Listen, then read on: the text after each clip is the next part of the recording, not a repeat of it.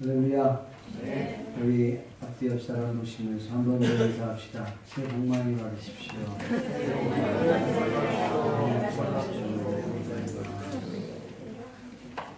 네, 오늘 하나님께서 저와 여러분에게 주시고자 하시는 은혜의 말씀의 제목은 한번 따라하겠습니다. 훈련시키시는 하나님. 훈련시키시는 하나님. 네, 이라는 제목으로 말씀 전하기를 소원합니다. 역사상 3대 악처를 꼽으라고 한다면 욥의 아내와 소크라테스의 아내와 존 웨슬리 목사의 아내를 꼽는다, 그렇게 말합니다. 이보다 더한 사람도 있겠지만 이분들이 워낙 유명한 사람들이니까 유명한 사람들 가운데 악처가 이렇게 있다, 그렇게 얘기합니다. 욥의 아내는 고통 중에 신음하고 있는 남편을 보고 하나님을 저주하고 죽으라, 그렇게 얘기했던 아내죠. 소크라테스의 아내는 남편을 학대하고 애정을 주지 않아서 남편을 젊은 남자들과 어울리게 하였습니다. 그리고 또 웨슬리의 아내는 남편에게 온 편지를 다 뜯어보고, 지금으로 말하면 우리 핸드폰 남편한테 온 카톡을 다 검사하고 막 이렇게 그렇게 했다는 거죠. 그래서 그 장소를 가리지 않고 남편을 막 구박을 하고 그렇게 했다는 거예요. 그런데 이 악처들이 있었기 때문에 남편들은 자기 분야에서 성공적인 인물이 될 수 있었다라고 하는 겁니다. 욥은 그의 아내에게서 받지 못했던 위로를 하나님께 받으면서 신앙의 깊은 세계로 들어갔던 인물입니다. 소크라테스는 아내의 학대에 쫓겨 생각하는 세계에 들어가서 그 유명한 철학자가 되었고, 웨슬리는 그의 복음 전도자로 성공하는 그런 위대한 일꾼이 되었다는 것입니다. 무서운 아내 때문에 요새 아내들이 무섭습니다. 아내들이 얼마나 세게 나오는지 남편들이 아주 기를 못 피고, 2018년도에는 남편들이 기를 좀 피기를 주의 이름으로 축복합니다. 저를 위시해서 모두가, 우리 와이프가 없으니까. 그래요. 또 우리 남편들은 2018년도에는 아무리 악처래도 그래도 아내가 제일 좋습니다. 잘 더 많이 사랑해주는 아내가 될 수 있기를 주의 이름으로 축복합니다. 이처럼 훈련을 많이 받으면, 그 센 훈련을 받았기 때문에 소크라테스는, 철학자 하면은 소크라테스를 연상하지 않아요? 고난하면은 욥을 연상하게 됩니다. 복음 전도자 하면 웨슬리를 빼놓을 수가 없게 됐죠. 어쨌든 이런 고난 끝에 하나님께서 그 훈련을 통해서 정금같이 그들을 사용하게 된 줄로 믿습니다. 오늘 본문 내용을 좀 간략하게 소개하고자 합니다. 2018년도가 되어서 제가 다른 본문을 설교하려고 하다가, 그래, 새해 새로운 년에 새롭게 한번 시작을 한번 해보자. 그래서 이 사무엘상 16장을 보는데 어쩌면 그렇게 딱 맞는 메시지인가 생각을 했습니다. 이 본문의 내용은 이렇습니다. 하나님께서 사무엘을 찾아와서 사무엘에게 말씀하시는데, 사무엘이 슬픔에 사로잡혀갖고 울고 있었습니다. 이유는 뭐냐면 사울로 인하여서 마음이 괴로워하고 있었던 거죠. 사울은 이스라엘의 1대 왕입니다. 그런데 사울이 하나님의 말씀에 순종하지 않고 자기의 뜻대로 행동을 하죠. 그리고 하나님께 드려야 할 제사를 왕이 함부로 월권 행위해서 제사를 드립니다. 하나님께서 전쟁에서 몰수히 죽이라고 말했을 때 불순종합니다. 그래서 왜 이렇게 했느냐라고 했더니 거기에 핑계를 대고 또 심지어는 거짓말까지 하고 자기를 합리화시키는 그래서 하나님께서 쓰시기에 부적합한 사람이었다라는 것이죠. 그래서 하나님께서 내가 이미 사울을 버려 왕되지 못하게 하였다라고 하는 이 말을 듣고 사무엘 선지자는 가슴 아파하며 웁니다. 근데 너무 오래도록 우니까 하나님께서 사무엘을 찾아와서 위로하면서 이렇게 말씀을 하는 것입니다. 1절에 보면 그렇게 얘기하면서 뭐라고 그러냐면 어느 때까지 내가 그를 위하여 언제까지 슬퍼하겠느냐 그렇게 말씀을 합니다. 나는 사울을 버렸다. 내가 새로운 일을 시작하려고 한다. 내가 새 왕을 세우려고 한다. 그러니 너는 뿔에 기름을 가득 채워가지고 암소를 이제 데리고 그리고 베들레헴에 올라가서 이새를 초청하라. 이새의 아들 중에서 왕 되는 사람이 내게 보였는가 그렇게 말합니다. 이 사무엘 선지자는 그 얘기를 듣고 하나님께 항의하죠. 하나님, 내가 만약에 그렇게 하다가 큰일 납니다. 사울이 가만 내버려 두지 않을 겁니다. 나를 죽이려 들 것입니다. 그거 어떻게 합니까? 그러면 그때 하나님께서 그러면 암소를 끌고 가면서 하나님께 제사 드리러 간다 그렇게 얘기하라고 일러주시죠. 그래서 사무엘은 하나님 말씀대로 뿔에 기름을 가득 채워가지고 암소를 데리고 예루살렘으로 올라갑니다. 이 라마라고 하는 장소는 사무엘이 있었던 장소인데 라마에서 베들레헴까지 거리는 상당 거리입니다. 상당한 그 거리인데 그 가는 도중에 분명히 여러 사람들을 만나게 될 텐데 만날 때에 내가 새로운 왕을 세우러 간다. 이러면 죽으니까 제사 드리러 간다고 이렇게 하나님 말씀하신 대로 하죠. 베들레헴에 올라갔더니요. 그 베들레헴에 갔더니 성읍의 장로들이 뛰쳐나와갖고 갑작스럽게 온 이 사무엘에게 아니 어쩐 일로 여기까지 오셨습니까? 무슨 좋은 일입니까? 아니면 나쁜 일입니까? 좋은 일로 왔다. 내가 제사 드리러 왔으니 같이 제사에 참여하자. 장로들이 끌고 가고 이새를 초청합니다. 그 이새를 초청해서 보니까 이새의 아들들 한 명씩 데려오다 보니 엘리야, 아비나다, 그 다음에 삼마 등등 자녀들을 쫙 데려오는데 이새의 아들 8명 가운데 7명을 다 지나갔죠. 그런데 8번째 아들인 다윗에게 기름을 붓는 장면이 나옵니다. 근데 이 사무엘 선지자가 첫 번째 아들 엘리압을 딱 봤을 때 눈이 휙 들어오는 하나님이 이 사람에게 왕을 세우려고 하는 거구나. 그래서 기름을 부으려고 하니까 하나님께서 그가 아니다. 내가 그를 버렸다. 여기 오늘 이 본문에서 버렸다는 단어가 두 번 나옵니다. 사울과 엘리압이죠. 그러면서 외모, 키나 얼굴 이런 걸 보지 마라. 나 여호와는 사람의 중심을 보는다. 그렇게 이제 말씀하셨습니다. 결국은 엘리야의 이 다윗에게 이 사무엘 선지자가 왕의 기름을 붓습니다. 그 부었을 때 하나님이 크게 감동을 시킵니다. 할렐루야. 그리고 이제 14절부터 마지막 23절의 내용은 안 읽었습니다만 그 내용까지 오늘 설교를 하려고 해요. 다른 왕궁에서는 사울은 하나님이 보낸 악신에 씌어갖고 그 악신과 고군분투를 하는 거예요.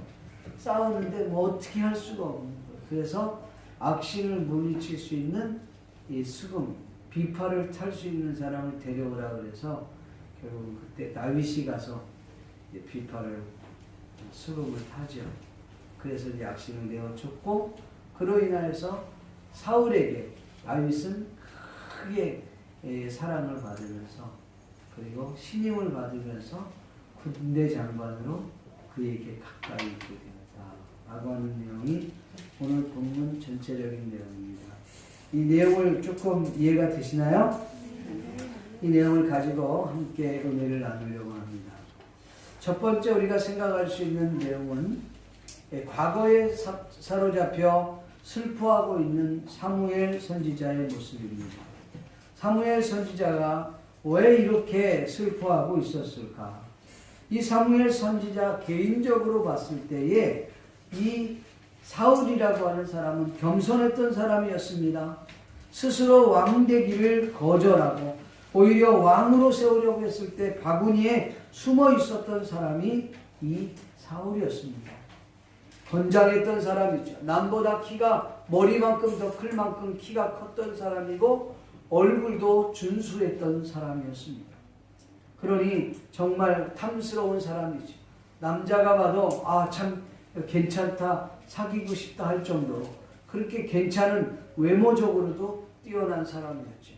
어떻게 되는지 그가 어떤 욕망을 꿈꾸었는지 성경은 말하고 있지 않지만 결국 그는 땅바닥으로 전락하고 마는 신세가 되지요. 개인적으로 보면 굉장히 안타까운 사람. 그래서 슬퍼했는지 모르겠어요. 어떻게 보면 인간적으로 사무엘 선지자는 사울을 아꼈는지 모르겠습니다.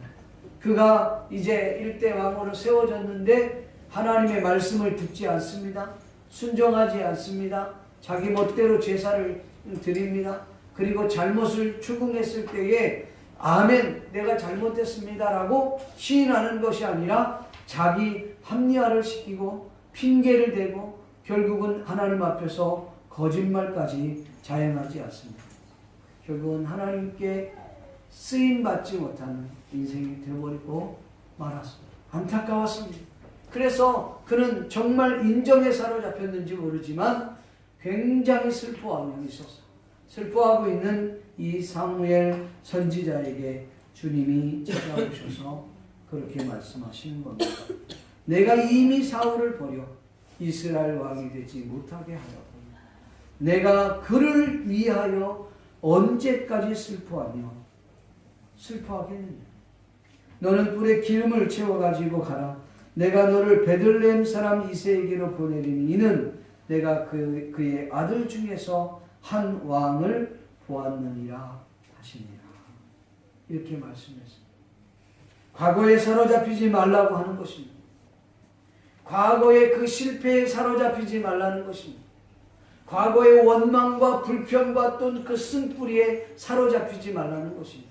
심지어 과거에 내가 이런 성공을 했어 라고 하는 그 성공에도 사로잡히지 말라는 것이죠.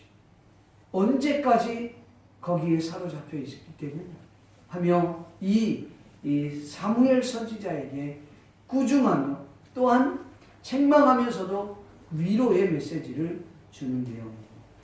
여러분 과거에 집착하고 인정에 사로잡히고 슬픔에 잠겨있고 그리고 여러분 원망과 불평에 사로잡혀있고 더 쓴뿌리에 사로잡혀있고 그렇게 있다면 여러분 우리는 새로운 미래를 향하여 앞으로 뻗어 나갈 수 없다는 사실을 아시기를 주의 이름으로 축원합니다. 과거에 사로잡히면 어떤 결과를 낳는지 압니까? 오늘 성경에는요 제가 오늘 그걸 본문에 정리하다가 일부 설교를 하는데 하나님 그걸 보여주셨어요. 그러네. 제가 그걸 못 봤네. 일부 설교하면서 깨달았어요. 여러분 이 사무엘 선지자가 과거에 사로잡혀 있고 슬픔에 사로잡혀 오랫동안 있다 보니까 영적인 눈이 흐려져 버렸어요. 하나님 말씀대로 그가 순종하고 뿔에 기름을 채워가지고 그 암소를 데리고 베들레헴에 올라갑니다. 그리고 이새를 만납니다. 그리고 이새로 하여금 자녀들 한 명씩 데려오는데 엘리압을 보는 순간 그가 얘가 하나님께서 원하시는 왕이구나. 그리고 기름 부으려고 했어요. 용모가 뛰어났습니다. 키도 컸습니다. 그러니까 하나님께서 스탑을 시킨 거예요. 외모로 판단하지 마라. 나 여호와는 사람의 중심을 보느니라.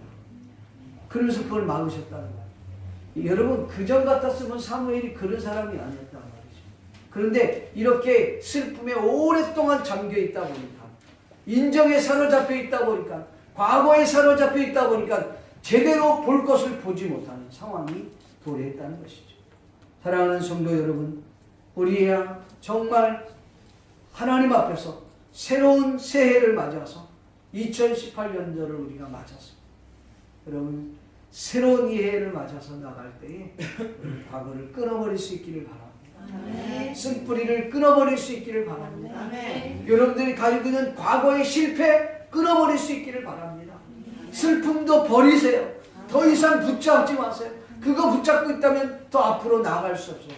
예, 겉모양은 새해를 우리가 맞이한 거예요. 2018년도 맞이해서 첫 출발을 하긴 하는데 사실은 출발이 아니에요. 2015년도, 16년도, 17년도에 갖고 있었던 그 쓴뿌리를 계속 끌고 가면 그냥 날짜만 바뀌어 있지 실질적으로 내면은 바뀌어 있는 것이 아니라는 것이죠. 제가 어떤 사람의 이야기를 좀 소개하려고 합니다. 전에도 한번 이야기를 들었는데, 이 사람은 이 평생 꿈이 뭐냐면 멋진 배를 사서, 그리고 마도로스가 되는 거예요. 하얀 선장의 옷을 입고, 그리고 선장 모자를 쓰고, 그 다음에 백구두를 탁 신고, 그리고 그 파이프 담뱃대를 물고, 그리고 자기가 원하는 그 배를 끌고 바다를 항해하는 것이 자기 꿈입니다. 그래서 매일같이 일합니다. 열심히 일하면서 항해사 그 자격증도 따고, 그 다음에 옷도 사고, 모자도 사고, 담뱃대도 사서 좋은 케이스에다 딱 해놓고, 구두도 사고, 그리고 잘 간직해두고. 왜? 배 사서 항해할 때가 오면 입으려고. 그렇게 준비해놓고 있어요. 수십 년을 흘려서 정말 몇 억을 들여갖고 아주 새 것인 그 배를 사지는 못했지만 중고를 하나 산 거고, 그리고 손을 보기 시작합니다. 엔진도 고치고, 그리고 또 좀 잘못된 부분들은 새롭게 고쳐내고, 그리고 아예 배 꼭대기부터 배 밑창까지 깨끗하게 자기가 원하는 색으로 도색을 싹 합니다. 누가 봐도 새 배야. 야, 정말 멋진 배구나 할 정도. 그가 항해할 디데이 날을 정해놓고 날짜도 보고 좋은 날짜를 정해서 이제 배에 올라타고, 집에서 옷을 팍 갈아입고 모자도 쓰고 옷도 입고, 그리고 백구두도 신고, 그리고 담뱃대도 가지고, 그리고 배에 올라탑니다. 또 올라타서 시동을 탁 걸었는데 정말 새 배처럼 시동이 아주 잘 걸리는 거예요. 기분이 좋아요. 거기다 담뱃대에다 불을 붙입니다.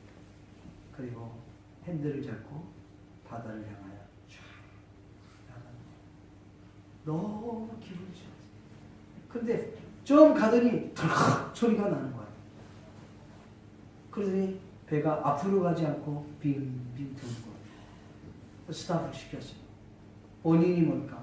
찾아봤더니 원인은 두 개. 첫째는 배에 앙카를 올리지 않았던 거예요. 또 한 가지는 부둣가에 묶어놨던 밧줄을 풀지 않았던 거죠. 여러분, 아무리 멋진 옷을 입고, 아무리 멋진 꿈을 꾸고, 아무리 멋진 배를 구입했다 할지라도 정작 끊어야 할 밧줄을 끊지 않고, 정작 올려야 할 앙카를 올리지 않으면 배는 순항을 할 수가 없다는 것입니다. 사랑하는 성도 여러분, 2018년도 우리가 시작했습니다. 우리 안에 있는 쓴뿌리를 제거할 수 있기를 바랍니다. 우리가 혹 2017년도에 실패했던 것, 누구나 다 실패합니다. 그 실패한 것 때문에 거기에 매여갖고 사로잡혀갖고 여러분 살지 마십시오. 실패는 실패해요. 그래요, 난 연약해요. 나는 부족해요. 그러니까 주님께 맡깁니다. 주님 도와주세요.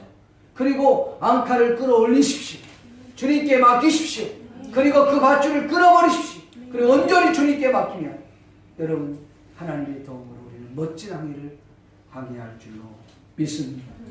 2018년도가 저와 여러분에게 그런 항해가 될 수 있기를 주의 이름으로 축원합니다. 언제까지 그 슬픔에 잠겨 있습니까? 언제까지 그 쓴뿌리에 잡혀 있을래? 언제까지 실패했던 그 과거에 사로잡혀 있으려고 하냐? 이제는 끊어버려라. 내가 너를 위하여 새로운 일을 시작할 거다. 내가 새로운 왕을 세울 것이다. 할렐루야. 네. 새로운 일을 여러분들 기대하고 나아갈 수 있기를 주님의 이름으로 축복합니다. 네. 두 번째로는 하나님의 거룩한 뜻을 위해 친히 계획하시고 친히 일하시는 하나님을 우리는 발견하게 됩니다. 한 나라의 왕이 둘이일 수 없습니다. 만약에 사무엘이 새로운 왕을 세우기 위해서 만약에 기름을 붓는다고 한다. 이것이 소문이 나서 사울의 귀까지 들어간다고 한다면 여러분 사울이 사무엘을 가만두겠냐는 거죠. 사무엘 선지자는 그게 염려가 되었던 거예요. 그래서 하나님 앞에 항의하는 거예요. 하나님, 내가 만약에 그렇게 한다고 하면 사울이 가만두지 않을 겁니다. 그러니 어찌하면 좋겠습니까? 하나님께서 사무엘에게 지혜를 주십니다. 그러니까 암소를 데리고 가. 그리고 누구를 만나든지 제사를 지내러 간다. 그렇게 말. 여러분 사무엘이 있는 라마와 베들레헴까지는 거리가 상당 거리예요. 지도를 찾아보니까요. 키로수는 제가 보지를 못했는데 그 거리는 좋게 60km는 넘습니다. 그러니까 그 거리 정도면 60km면 우리 여기에서 저기 나리따까지 가는 그 정도의 거리예요. 거기 가는데 그냥 아무도 만나지 않겠습니까? 여러 종류의 사람들을 만날 겁니다. 때로는 장로를 만날 수도 있고 상인도 만날 수도 있고 왜? 그런데 그냥 만나긴 하지만 지나가면 되지 않느냐? 여러분 사무엘이잖아요. 사무엘은 그 지도자예요. 그러니까 지도자를 만나는 사람이 얼마나 인사도 많이 하고 뭐 근황도 묻고 그게 할 게 아닙니까? 신하들도 만날 수 있습니다. 그때 만날 때 뭔 얘기를 하냐면 제사드리러 어디 갔습니까? 베들레헴. 베들레헴에 제사 지내러 가시는군요. 베들레헴에 도착했어요. 성읍에 있는 장로들이 뛰쳐나옵니다. 아니 어쩐 일로 여기까지 오셨습니까? 무슨 일로 오신 겁니까? 나쁜 일입니까? 좋은 일입니까? 그때에 좋은 일로 왔고 평강의 일로 왔고 그리 말씀하세요. 그리고 내가 베들레헴에 제사하러 가는데 같이 올라가자. 제사장은 그 장로들을 데리고 그리고 또 누구요? 이새를 부르고 그 이새 아들들을 초청하게 되는 것이죠. 하나님께서 이렇게 이 사무엘에게 지혜를 주세요. 당신의 거룩한 뜻을 이루기 위해서 하나님의 거룩한 뜻을 이루기 위해서 이 사무엘에게 지혜를 주시는 거예요. 할 일을 주시는 거예요. 방법을 제시해 주는 거예요. 그래서 어떻게 하느냐? 먼저는 뿔에 기름을 채워라. 그리고 암소를 가지고 가. 갈 때 누구를 만나거든 제사 지내러 간다. 아주 방법을 구체적으로 다 일러주시는 겁니다. 그리고 내가 지시하는 사람에게 기름을 부어라. 그것도 나를 위하여 기름을 부어라. 성경은 그렇게 말씀하고 있습니다. 여러분 하나님의 거룩한 뜻을 이루기 위해서 하나님께서 계획하시고 하나님이 친히 일하시는 줄로 믿습니다. 믿습니까? 하나님께서 하나님의 거룩한 뜻, 하나님의 뜻이 뭐예요? 새로운 왕을 세우는 게 하나님의 뜻이에요. 그 새로운 왕을 세워서 하나님의 나라, 하나님의 통치를 받는 그런 나라를 세우기를 원하신 거예요. 그래서 그 뜻을 세웠는데 그렇게 계획을 하신 거예요. 하나님 두 가지 일을 하십니다. 앞전에 다 설명했습니다만 첫 번째로는 사무엘에게 어떤 예를 해주냐면 지혜를 주세요. 그래서 사울 왕이 모르게 다윗에게 기름을 붓도록 하는 일인데 지혜를 주셨다는 것이죠. 또 한 가지는 하나님께서 사울이 다윗에게 관심 갖지 못고 그 다음에 이 사무엘에게 관심 갖지 못하도록 사울에게 악신을 보내셨다는 것입니다. 여러분 14절 이후에부터는요. 어떻게 보면 다윗이 기름 붓는 그 장면하고 그 다음에 사울이 악신에 들려갖고 고생하는 것이 이 똑같은 시기는 아니겠습니다만은 약간 그 중복되는 그 시간대에 있었던 거예요. 그러니까 다윗은 기름을 지금 베들레헴에서 기름 부음을 맡고 있는 그 찰나에 지금 사울은 왕궁에서 하나님이 보낸 악신으로 인하여서 그냥 싸우고 있는 거예요. 머리가 너무 아프니까 다른 거 신경 쓸 여력이 없는 거죠. 그 귀신을 쫓아내려고 애를 쓰는 거야. 뭐 세상 말로 얘기하면 굿하는 사람 데려다가 뭐 하기도 하고 뭐 무슨 좋은 약 쓰기도 하고 의사도 부르고 이게 안 되는 거야. 너무너무 아프니까. 기름 부음을 받게 하기 위해서 하나님이 이렇게 일하죠. 하나님께서는 당신의 거룩한 뜻을 이루기 위해서는 친히 계획도 세우시고 일꾼도 세우시고 거룩한 일을 완성할 수 있도록 환경을 조성하기도 하시고 할렐루야. 하나님 당신의 일이잖아요.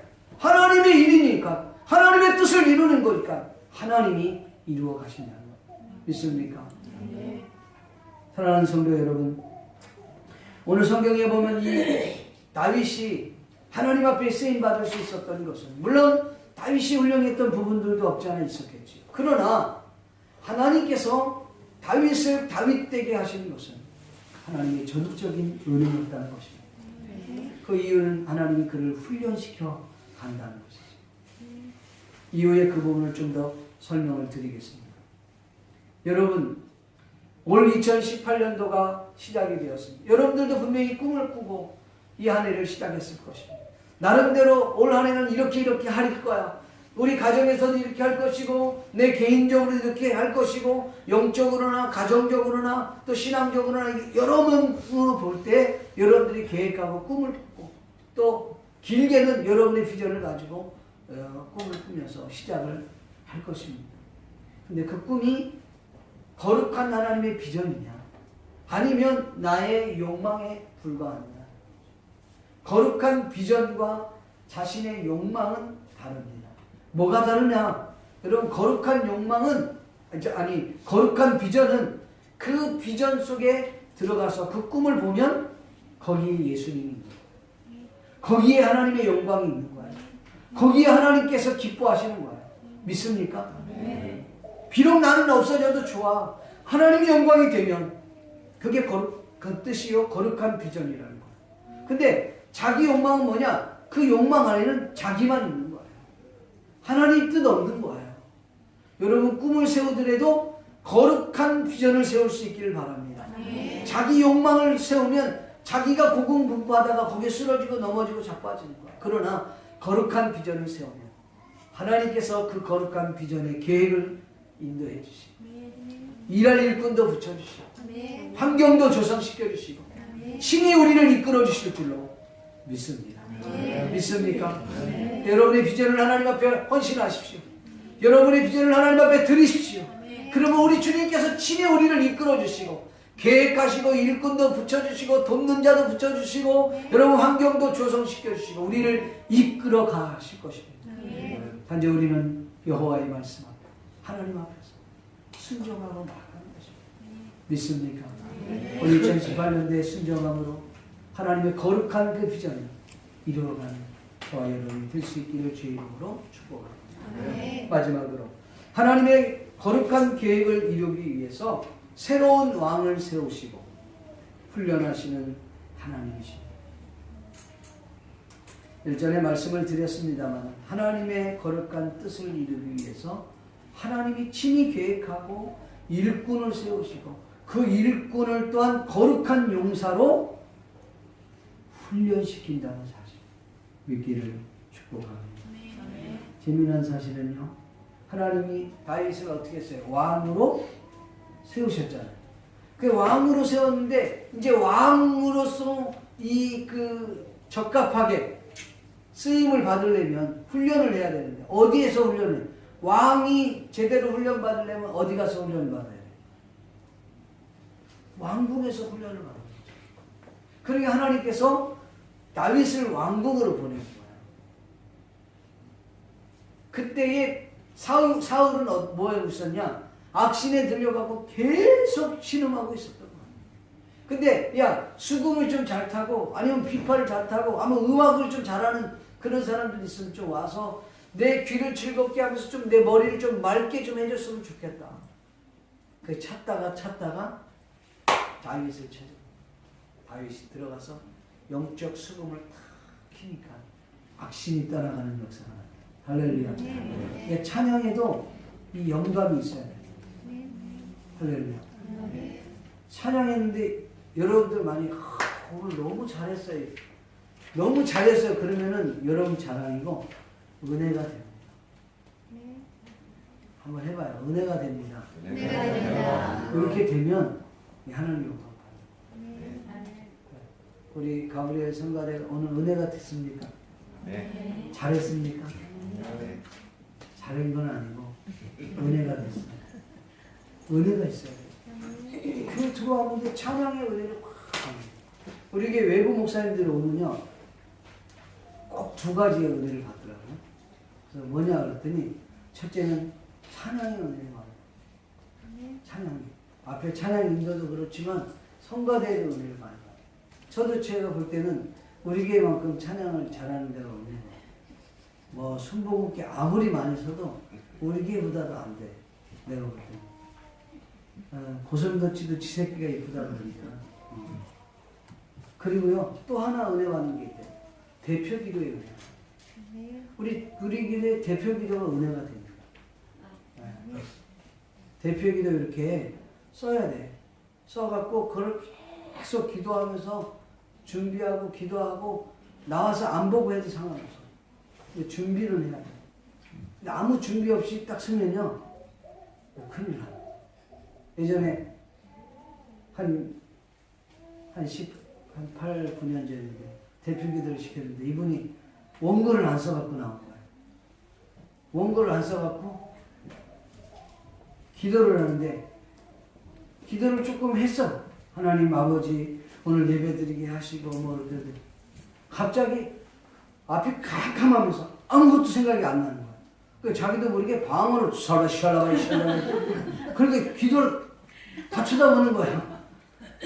나도 놀래고 본인도 놀래고 그래갖고 저 혼자만 방언을 하니까 누가 알아들어요. 대표 기도는 같이 해야 되는 건데. 그 나중에 내가 물어봤더니 아무것도 안 보여갖고 뭐 막 자기는 기도한다고 했는데 방언이 튀어나왔다고. 그러니까 이걸 적으세요. 그랬더니 그때부터 아주 적어갖고 나오시더라고. 한 번은 적어갖고 나왔는데 또 그분이야. 적어갖고 나왔는데 여름인데 선풍기 바람이 세니까 이게 날아가니까 기도를 하고 하나님 아버지 정말 아무 말이 없는 거야. 이분이 막 그거 주스고 다니는 거야. 아이고 참. 여러 번 읽고 기도하고 준비하고 나오는 적어갖고 이걸 읽어내는 게 아니라고. 네. 순종은 또 기가 막히게 해, 그분이. 뭐 하다가 이렇게 얘기했는지 모르겠어요. 근데 여러분, 우리가 영감이 있어야 돼요. 그래서 찬양에 영감이 있어요. 이 뭡니까? 바이올린. 야, 바이올린 어디가냐? 영감이 있어야 된다. 그 바이올린 들을 때 막, 오늘 이 머리 아픈 사람들이 막 머리가 아주 맑아지고, 할렐루야. 플룻하고, 또 우리 앞으로 이제 클라리넷하고, 뭐 자녀들 좀 시키세요, 그런 거. 그래서 이렇게 합주하면 좋을 것 같아요. 음악을 할 때에 악심이 떠나가는 거예요. 음악을 피아노 친다고 악심이 떠나가는 게 아니라 영감이 있을 때. 할렐루야. 이번 저희 우리 성회 때요, 반주자가 없어졌어요. 우리 와이프 원래 반주하기로 했었거든요. 그래서 제가 이제 수술 들어갈 때 담당 서기 목사님한테 전해서 이번에 우리 와이프가 반주를 못할 것 같으니까 반주할 사람을 따로 구해라. 그렇게 얘기를 했거든요. 알았다 그랬는데 이분이 정신이 없다 보니까 못 구해는 거야. 혹시나 몰라서 제가 전화를 했죠. 당일날, 그 전날 반주자 구했냐고. 큰일 났네. 그래서 세상에 소문 다 했는데 안 나타나는 거야. 야, 근데 예배 때마다 나는 죄인이 돼갖고. 그래서 우리 와이프 이름표까지 같이 들고 다니면서 세상에 난 반주가 그렇게 중요한지 모르지. 야, 반주가요 없으니까 기타로 치니까 기도가 안 돼, 기도. 야, 그래서 내가 하나님한테 회개했어요. 반주가요 영광이 있어요. 네. 이은주 사모 반주가요 영광이 있습니다. 없으니까 내가 얘기하는 거예요. 왜냐하면 제가 여러 번 그 얘기 들었거든요. 선교사 대회 때 우리 사모가 거의 반주를 많이 하는데 새벽에 반주 탁 들어가면요 다 나오면서 사모님 누구시래요? 다 그러는 거야. 나한테 물어봐. 왜냐면 내가 또 총무도 뭐 이렇게 하니까 그분 누구래요? 아 예. 내가 많이 나중에 이제 저한테 목사님 사모님이셨어요? 어쩌 반주를 그렇게 잘하니? 내가 가르쳤다. 목사님도 그렇게 잘해요. 나도 잘 치는데 남들이 음을 못 잡아서. 근데 반주의 은혜가 있어야지. 반주에도 영광이 있고 찬양에도 영광이 있습니까? 하나님이 그렇게 훈련을 시키는 거예요. 그 악신을 왜 그랬을까요? 성경 여러분 한번 보실래요? 13절? 다윗이 뭐 대단한 그게 아니었어요. 자, 뭐 연주 실력이 얼마나 있었는지 성경이 나오지 않아. 근데 이것 때문에 그런 겁니다. 13절. 한번 읽어봅시다. 시작. 사무엘이 기름 물병을 가져다가 그의 무대 중에서 그에게 부었더니 그날 이후로 다윗이 여호와의 영이 크게 감동됩니다. 사무엘이 떠나서 나로 간다. 할렐루야. 그러니까 하나님의 영에 크게 감동됩니다. 다른 말로 얘기하면 성령으로 충만하니까 성령 충만한 사람의 입에서 나오는 메시지는 은혜가 되는 거예요. 성령 충만한 사람이 바이올린 키고 반주를 하고 찬양을 하고 설교를 하고 봉사를 하고 일을 하고 차량 운행을 하고 통역을 하고 그러면 하나님의 역사와 능력이 나타난다 이 말이에요. 네. 믿습니까? 네. 자신의 실력이 아니라 하나님의 영으로 충만할 때 말이에요. 네. 이게 하나님의 역사. 그래서 하나님께서 이 사무엘을 통해서 기름 붓게 하시고 이 다윗을 어디로 보느냐? 바로 왕궁으로 보냈어요. 왕궁. 사실요 사울이 어떤 사람입니까? 사울은 왕입니다. 또 다윗의 이제 장인 어른도 될 사람. 그리고 다윗이 가장 두려워하는 존재 중에 한 사람이 사울이었어요. 그를 늘 죽이려고 했습니다. 근데 가장 가까운 데서 훈련을 받게 합니다. 그래서 하나님께서 다윗을 왕으로 세우시고 왕된 훈련을 하기 위해서 어디로 보내냐? 왕궁으로 보냈어요. 오늘 저와 여러분이 어떤 비전을 품고 있느냐에 따라서 그 비전을 품는 그 비전대로 하나님은 여러분들이 훈련할 장소를 정하십니다. 그리고 여러분이 훈련할 과목을 정하십니다. 그리고 여러분들이 훈련받아야 할 그 강도를 정하신다는 거예요. 그러니까 내가 오늘 그 훈련 그 강도가 좀 약하다 그러면 아니야 그런 줄 아셔야 돼. 아 그냥 하나님 나를 이 모양 이대로 쓰실래나 보다 이 생각. 강도가 세면 셀수록 하나님이 나를 통해서 할 큰 일을 일하시려고 하시는구나. 그래서 2018년도에 나는 평안하게 가고 싶어요. 그냥 평안하게 가세요. 하나님 나를 훈련시켜주세요. 하나님 훈련주실 때 나를 정금같이 사용해 주시옵소서. 훈련이 강하면 강할수록 정금은 그냥 나오는 게 아니에요. 가마솥에 들어가서 그 용광로 속에 들어가서 그 불순물을 다 제거하고 나왔을 때 99.9%의 정금이 나오는 거예요. 그냥 나오는 법이 없어요.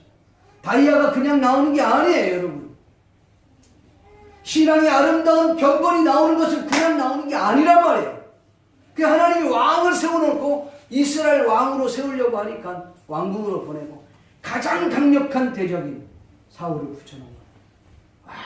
이거 어려운 거예요. 괴로운 거예요. 여러분, 나를 훈련시키는 교관이 때로는 가장 가까이 있는 사람이 교관일 수 있어요. 아내일 수 있어요. 남편일 수 있어요. 자식일 수 있어요. 또 내 동료일 수 있어요.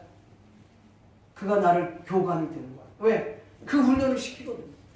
그래서 하나님께서 저와 여러분이 갖고 있는 그 비전을 보시고 훈련 장소를 정하신다.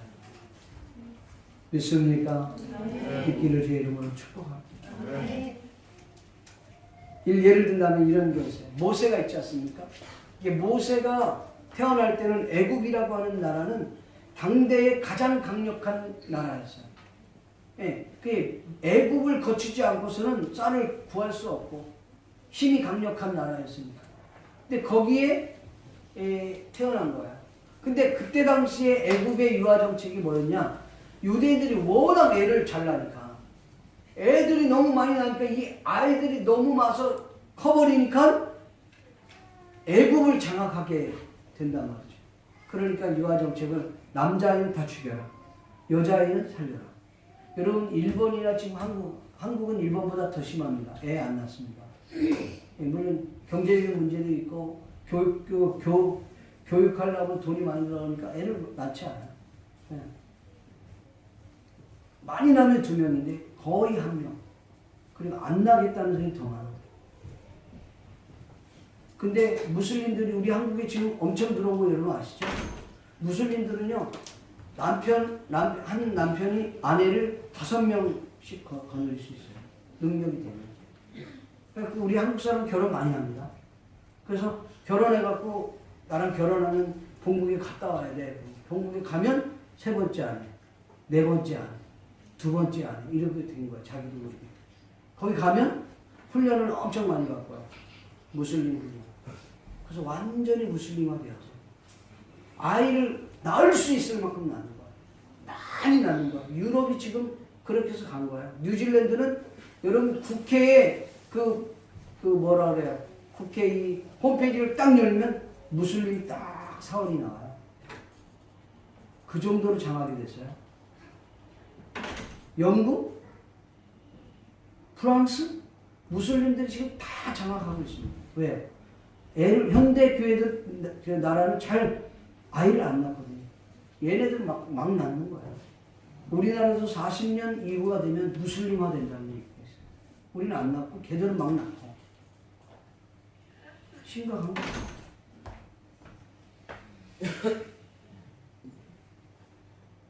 그러니까 여러분 이 애굽에서도 유대인들이 너무 많이 낳는 거예요.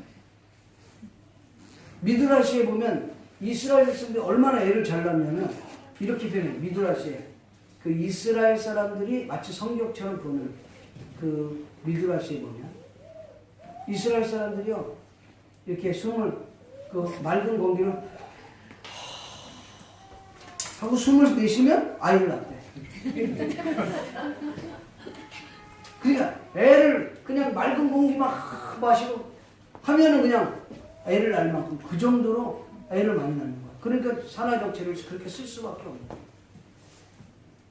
그때 누가 낳냐? 모세가 태어난 거야. 근데 남아로 태어난 거잖아요. 그러니까 죽어야 돼. 근데 하나님께서 어떻게 해요?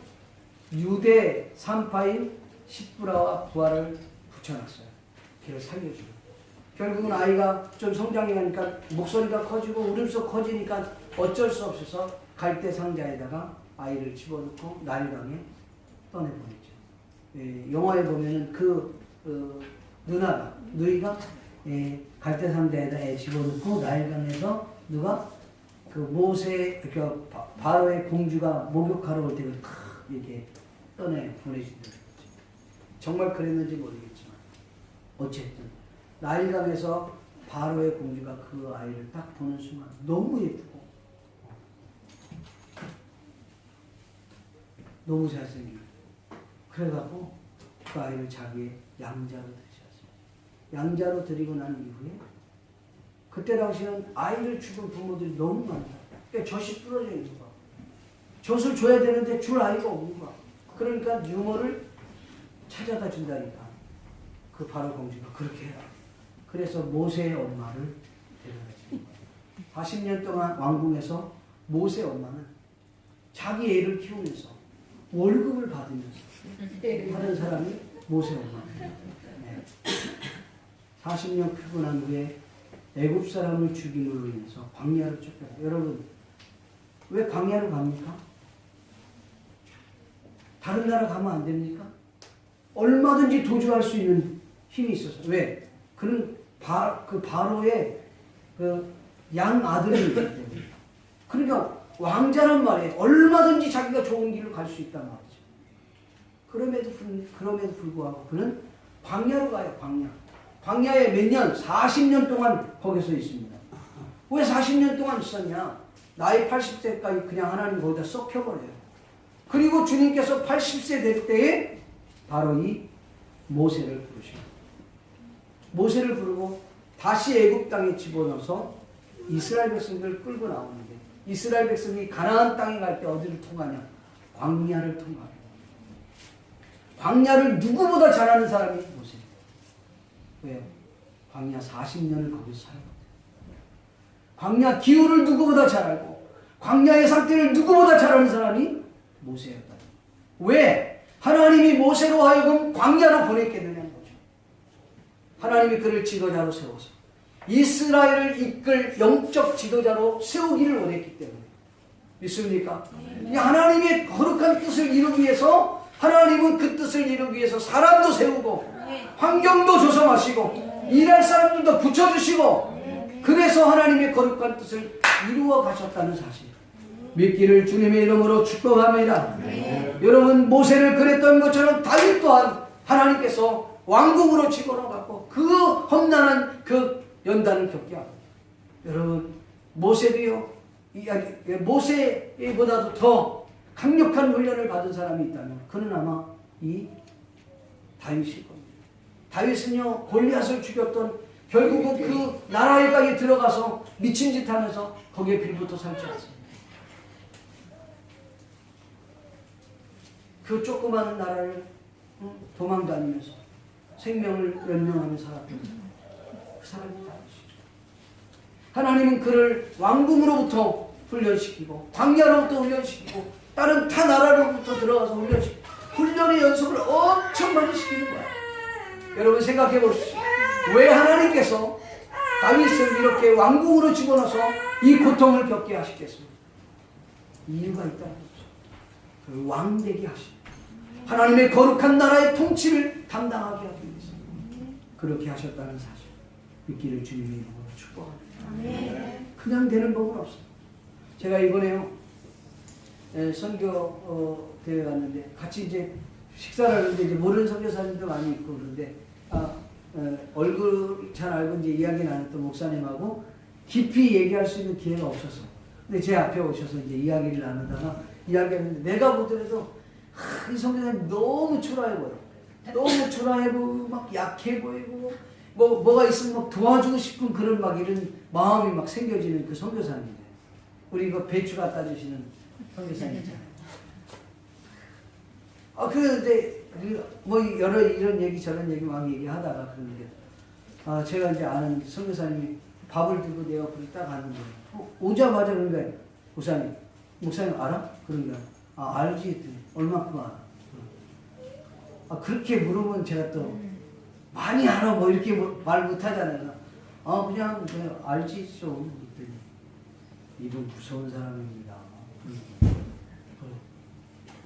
뭐 얼마나 무섭냐 했더니 그렇게 왜소해 보이는 그런 사람인데 이 사람이 학기도가 5단이 되는 거야. 그 얘기를 딱 듣는 순간 이게 사람이 다시 보이는 거예요. 그래. 그거는 유도 아니야. 이 사람 군대 어디 갔다 오는지 알아? 군대? 군대 어디? 난 방인데. 북한을 당한. 북한은 수십 번 왔다 갔다 했잖아. 그래서 이 사람이 일본에 도망온 이유가, 그놈의 정보원들이 한국에서 너무 쫓아다니니까. 그래서 일본에 왔다는 거예요. 어떻게 예수님을 믿게 되는지 자기 얘기를 하는 거예요. 자기는 예수님을 믿을 사람이 아니에요. 왜냐하면 뭐 두려울 게 없으니까. 학기도 5단 무슨 태권도 그러니까 뭐 종합 하면 엄청나게 되는 사람이에요. 몸도 왜소해 보이고 얼굴도 막 그래 보이고 그러는데, 그러다 보니까 눈빛이 다르더라고요. 다시 보니까 눈이 막 부리부리하고 아이고 야 이거 진짜 달라 보이더라고. 마치 그 하와가 사탄이 유혹하고 난데 딱 보니까 뭐 포함직도 하고 막 그렇게 새로 보이는 거예요. 그래서 근데 그분이 그런 거야. 나는 예수님 믿을 사람이야. 이 세상에 무서울 것도 없고 두려울 것도 없어. 그냥 웬만큼 너무 막 그냥 해버리고 그런 사람입니다. 하나님 필요 없어요. 근데요, 이 얘기가 우리 와이프 얘기 나오다가 그 얘기를 한 거예요. 성우님 눈이 좀 어떠세요? 아니, 망막이 뭐 이렇게 대답해서 그래, 나도 망막이 나왔습니다. 자기 망막이 완전히 나와갖고 실명된다는 거예요. 서울대병원, 연대병원, 세브란스병원 다 갔는데 안 돼요. 힘듭니다. 근데 그 와이프가 예수님을 잘 믿는 분이 그렇게 예수님 안 믿고 그러니까 예수님 믿으니까 하나님이 고쳐줄 거야. 하나님이 일하시면 돼. 그리고 막 설득시키고 그러는데 막 기도원도 다니고 막 그런데 어느 조그마한 교회 여 목사님이 섬기는 교회에서 보이지도 않는 눈을 가지고 그렇게 열심히 봉사하고 그런데 그분이 기도하면서 그래요. 하나님이 고치실 겁니다. 본인 입으로 선포하세요. 하나님 고치실 겁니다. 네, 하나님이 일하실 거예요. 하나님 고칠 거예요. 그러니까 얼마나 그거 합니까? 하나님이 고치시는데 정말 신기할 정도로 자기 눈이 아무것도 안 보였었는데 순간 예배를 드리는 가운데 눈이 열려지기 시작합니다. 여러분 잃어버렸던 망막을 회복시키시고 그분이 지금 운전하고 다니잖아요. 저기 야마나시경에서 여기까지 차 운전하고 다니고 눈이 하나님 눈을 밝혀줘야 돼요. 자기가 하나님을 떠날 수가 없다. 떠날 수가 없다는 거야. 그래서 여기 올 수밖에 없었고 정보원들 피해서 왔고 그 얘기를 하는데 제가 얼마나 여러분 하나님이 일하십니다.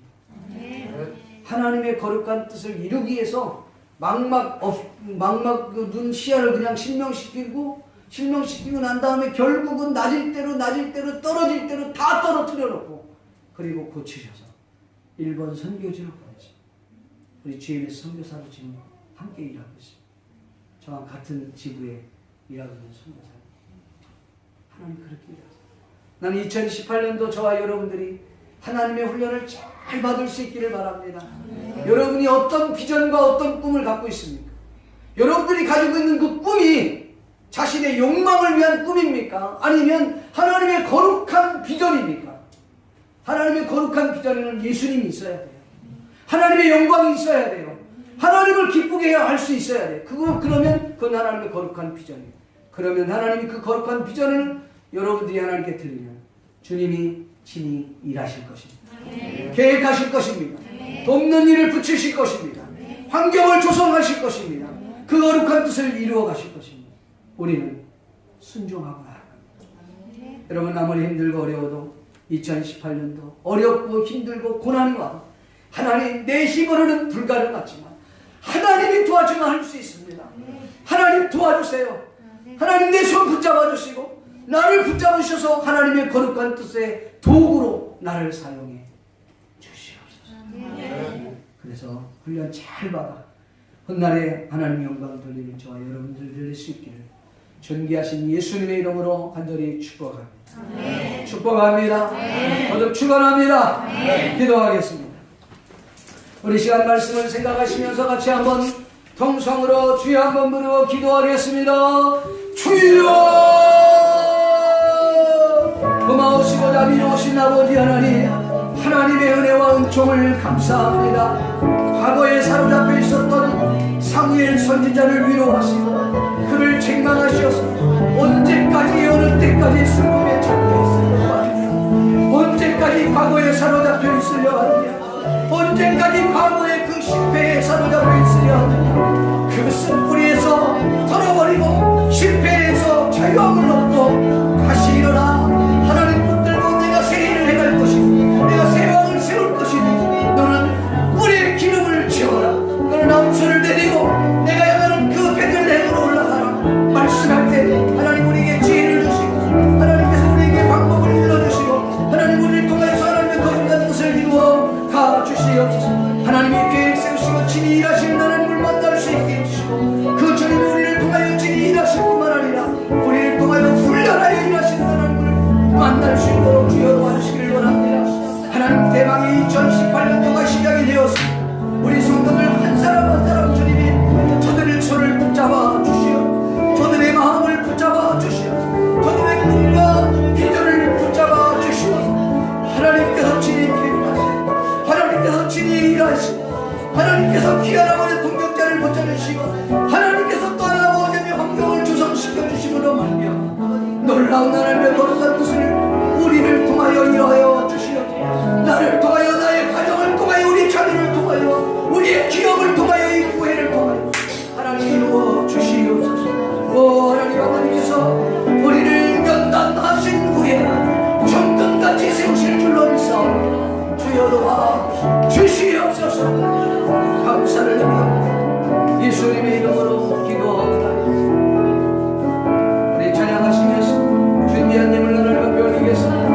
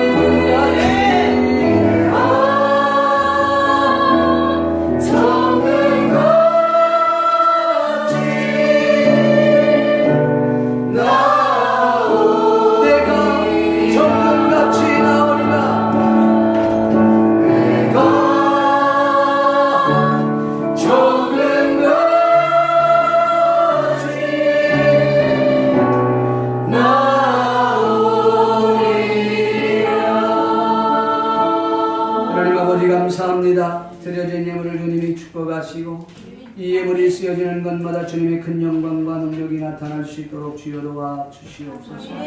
이 시간 아버지 하나님 참으로 11조를 위시하여 모든 주일헌금 감사 선교 구제 장학 헌금 꽃꽂이로 또 식사 봉사로 차량 운행으로 통역으로 안내로 반주로 성가대로 또 아버지 하나님 이 모양 저 모양으로 하나님의 거룩한 뜻을 위하여 애쓰시는 모든 우리 성산의 가족들 위해 하나님이 쌍손으로 축복하여 주시고 2018년도에 어떤 어려움과 고난이 와도 딛고 일어나 승리할 수 있지. 그리하여 정금같이 나오는 아름다운 믿음의 일꾼들 다 되게 도와 주시옵소서. 감사를 드리옵고 예수님의 거룩하신 이름으로 축복하며 기도하옵나이다. 아멘. 지금은 우리 주 예수 그리스도의 은혜와 하나님 아버지의 크신 사랑, 성령님의 감화 감동 이로 교통하신 오늘 이 자리에 모인 모든 하나님의 자녀들 모이고 가정 위에 저들 남날 위에 이 교회 위에 지금부터 영원토록 함께 있을지어다.